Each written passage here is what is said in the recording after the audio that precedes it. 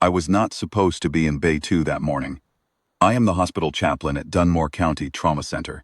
14 years now, which means I have learned to read a room the way a sailor reads weather. By pressure, not by sight. I had come down to the trauma corridor at 10 minutes to 8 because a family was due. A daughter driving in from the coast, and I wanted to be near the door when she arrived. That is all. I had no business in Bay 2. Stepped inside only because the bay door was open and I wanted a place out of the corridor traffic, and because I have long since lost whatever squeamishness a man can carry into a room like that. Dr. Harlan Voss was already there. He is the chief of trauma surgery at Dunmore County. A tall man, silver at the temples. The kind of physician who fills a room with the fact of his credentials without saying a word about them.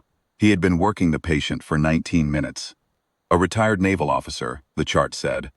Brought in by ambulance from the hotel 2 blocks east, found unresponsive in his room, 61 years old. No next of kin listed. The trauma team had a full bay, 2 residents, a scrub tech, circulating nurse, a respiratory tech whose name I never learned. They had done everything a team does. At 7:41 a.m., Doctor Voss stepped back from the table and said 4 words I have heard before and never get used to. Call it, he said. 7:41. The residents stopped. The circulating nurse reached for the monitor. The respiratory tech set down his bag. That is the sound of a room releasing.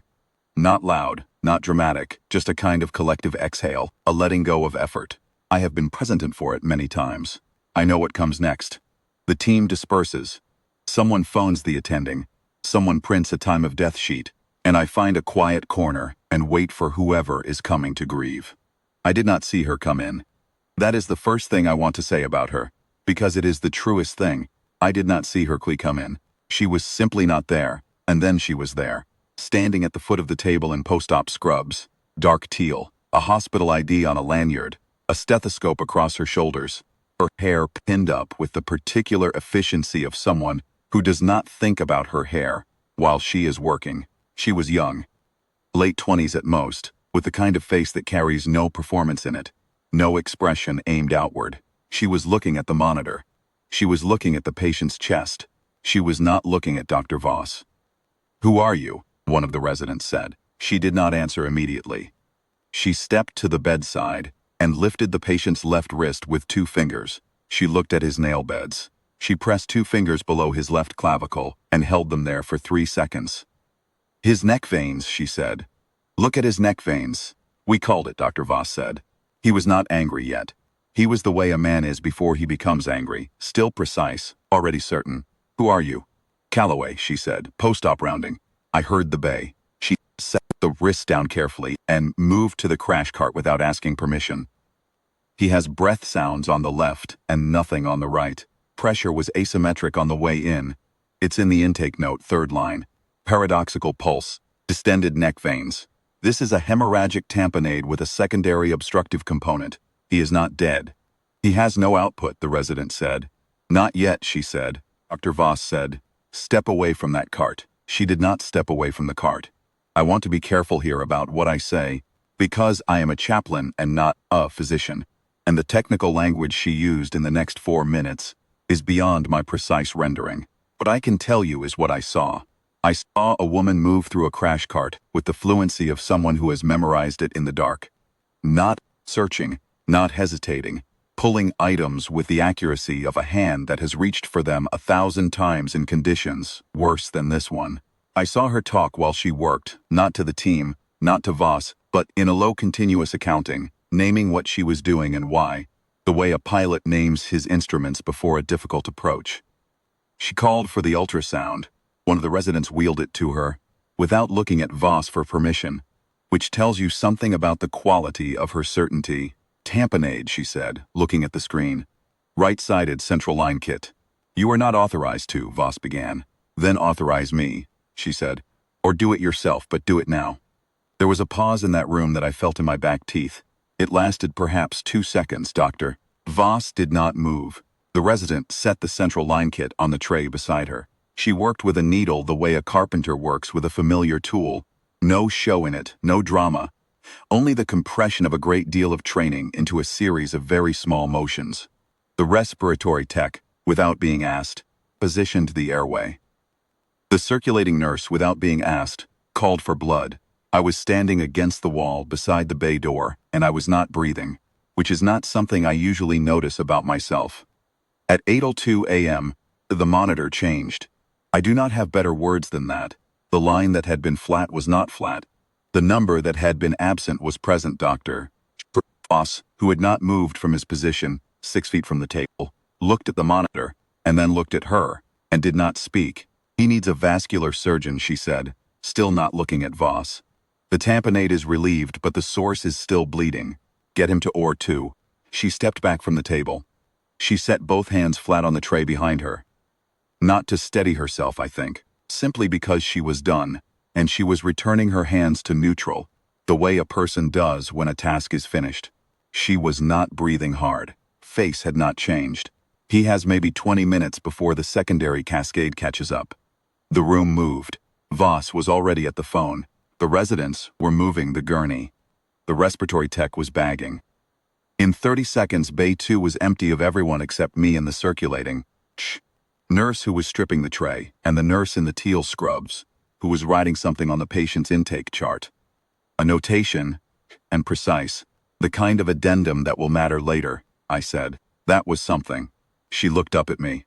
She had dark eyes and a level gaze that did not invite elaboration. He wasn't gone, she said, and she picked up her chart and walked out.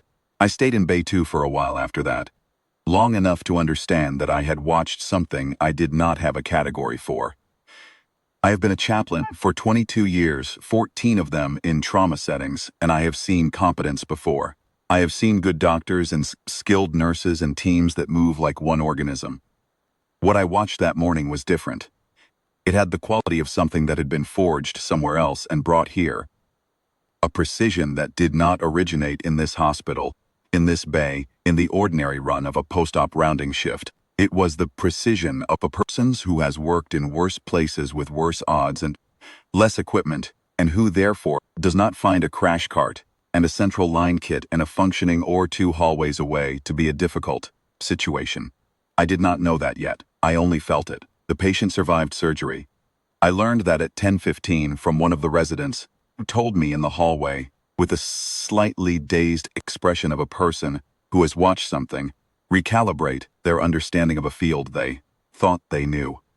Dr. Voss, he told me, had not come out of his office since the surgery ended. I learned the rest at 9:04 a.m. when they arrived.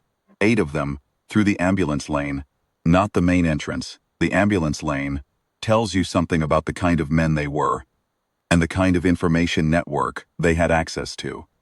4 vehicles. They were in dress whites, all 8. Which is not a thing you see often in the trauma corridor of a county medical center on a gray Wednesday morning in November. The commander, a compact man with the kind of bearing that takes decades to build, asked the charge nurse at the ambulance desk for a woman named Calloway. The charge nurse paged her. She came from the post-op wing still in her teal scrubs, still with her lanyard and her stethoscope, still with her hair pinned up the same way it had been at 7:41 a.m. She stopped when she saw them. It was the first time I saw her face change. Not much, not dramatically, just a slight shift at the eyes, a recognition that arrived, and was immediately composed back into stillness. The commander stepped forward. He introduced himself by rank and name, which I will not reproduce here, he said. We were informed of what happened in Bay 2 this morning. He reached inside his jacket and produced a folded document. He opened it. He read from it. I will not reproduce the full text because it is not mine to reproduce, but the document described 2 naval deployments, the Horn of Africa and the Persian Gulf, and a mass casualty event aboard a damaged vessel in which a Navy Nurse Corps lieutenant commander named Calloway had managed 9 casualties alone, without a physician, without resupply, for 4 hours and 11 minutes, and had kept 7 of those 9 alive. The document described the clinical decisions she had made. Improvised hemorrhage control, airway management in austere conditions, 2-step shock protocol adapted from field medicine to a ship's medical bay with a depleted kit. It used words like exceptional medical judgment, Turk, and valor under conditions of extraordinary difficulty, and scene. Classified commendation. He read it in full. In the trauma corridor of Dunmore County Trauma Center, with the fluorescent lights and the linoleum and the smell of antiseptic, he read it in full, in a voice that did not hurry. Behind me, at the edge of the corridor, Dr. Harlan Voss had come out of his office. I did not see him arrive. I only noticed him when the commander finished reading and the 7 men behind him came to attention. Not with noise, not with ceremony. Simply with the straightening of the spine that means something specific in that world. And I turned to look at the length of the corridor the way you turn when you feel a change in the air. And he was there, 6 feet back from the nearest officer, still in his surgical cap, his hands at his sides. The commander extended the document toward her. She took it with both hands. The commander came to attention. The 7 men behind him were already there. I have tried, in the 14 years since I was ordained, and the 22 since I first walked into a hospital as a volunteer, to find language for moments that resist it. I am not always successful. What I can tell you is that Dr. did not move for the length of time. The 8 men held their attention, which was not a short time. He stood 6 feet back, with his hands at his sides and his surgical cap still on his head, and he looked at the woman in the teal scrubs, holding a folded document with both hands, and whatever he was thinking, he kept it entirely to himself. She did not look at him. She looked at the commander. She said quietly, "How did you know?" "The patient," the commander said. "He came around in recovery at 9:02. The thing he said was her name." She nodded once. She pressed the document flat against her chest, the way a person holds something they intend to keep. I left the corridor a few minutes later, because the family I had come to meet had arrived at the main entrance and needed me. I walked the long way around, through the post-op wing, took me past the window of Bay 2, empty now, reset, already prepared for whoever would need it next. I stopped at that window for a moment, which I had not planned to do. I have been asked, in the years since, what I took away from that morning. It is a harder question than it sounds. I took away the obvious thing, that the woman in the teal scrubs had done something extraordinary, that the Navy knew it, that the room had been changed by it. But that is not the part I returned to. I returned to the moment before the monitor changed. 2 seconds when Dr. Voss stood still and did not speak and did not move. For the 2 seconds when the central line kit was placed on the tray by a resident who made a choice that morning he will be making, in one form or another, for the rest of his career. The 2 seconds when the room decided what it believed. She had been invisible in that bay. Not ignored, exactly. No one had been cruel to her. No one had screamed or pointed or stripped a badge. She had simply not registered. She was post-op rounding. She was a face in the corridor. She was the woman who heard a bay and walked through an open door and said a name, Calloway, and it meant nothing to anyone in that room, until it meant everything. I do not know what the right word is for that. I am a chaplain, and I have access to a great many words, and I am telling you that none of them are exactly right. The closest I have come, in the years of turning it over, is this. There is a kind of service that does not ask to be seen, that does not announce itself, that does its work in whatever room it finds itself in, with whatever tools are on the tray, and then steps back and writes its notation in the chart, and picks up the next patient's file, and keeps going. The Navy knew about it. They had known for years. They had it written down in a document with official seals, the way you write down something you intend never to forget. The hospital had not known. The hospital had given her post-op rounding. I think about Dr. Voss sometimes. I think about the 2 seconds. I think about what it costs a man to stand in a corridor in his surgical cap and watch 8 officers come to attention for a woman he had told to step away from the crash cart 47 minutes earlier, and to find, in that moment, that he has nothing to say that the situation has not already said for him. I think he is probably a better doctor now. I have no evidence for this. It is simply what I believe. I walked to the main entrance and met the daughter from the coast, and I sat with her for a long time, and I did my job. For the rest of that day, and for many days after, a part of me was still standing in Bay 2 at 7:43 a.m., watching a woman move through a crash cart like she had memorized it in the dark, which, I eventually understood, she had. Not in a hospital, in worse places than this, with less equipment and higher stakes, and no one watching and no one coming. 7 people are alive because of that. The eighth one got to say her name.